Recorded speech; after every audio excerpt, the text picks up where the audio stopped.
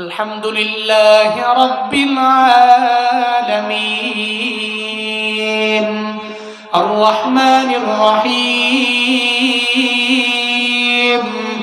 মালিকি ইয়াউমিদ্দিন ইয়্যাকা না'বুদু ওয়া ইয়্যাকা নাস্তাঈন ইহদিনাস সিরাতাল মুস্তাকিম সিরাতাল লাযীনা আন'আমতা আলাইহিম গায়রিল মাগদুবি আলাইহিম ওয়ালাদ-দাল্লিন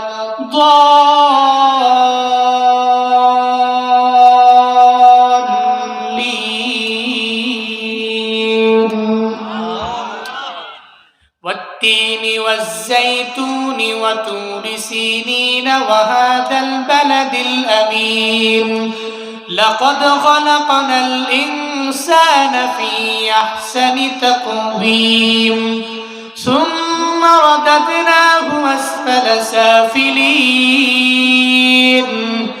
إلا الذين آمنوا وعملوا الصالحات فلهم أجر غير ممنون فما يكذبك بعد بالدين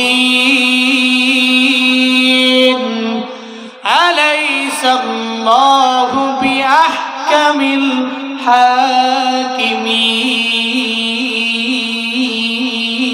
الحاكمين صدق الله مولانا العظيم وصدق رسوله النبي الكريم ونحن على ذلك من الشاهدين والشاكرين والذاكرين والحمد لله رب العالمين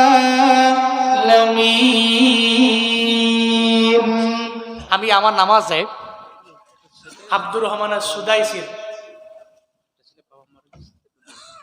আব্বা মারা গেছে, দোয়া চেয়েছেন, 500 টাকা দিয়েছেন, আল্লাহ কবুল করেন। আমি আব্দুর রহমান সুদাইসির কণ্ঠে তিলাওয়াত করি, তো বয়ান কইরা ওই তিলাওয়াত করে মজা নাই। মোটামুটি ঘুম থেকে উঠা এরপরে নামাজে গিয়ে ওই তিলাওয়াত টান দিলে আমার কাছে নিজে ভাল লাগে, কারণ আব্দুর রহমান সুদাইসির ভক্ত আমার পুরো পরিবার। এত সুন্দর তেলাওয়াত, কি মধুর।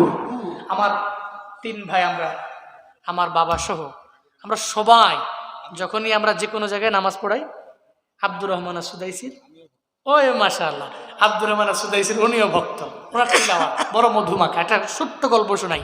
মতো 3 বছর আগে রমজানে আমি ওমরায় তো নামাজ পড়তেছি, উনি কিয়ামুল লাইলে নামাজ পড়াচ্ছেন রাতের বেলা।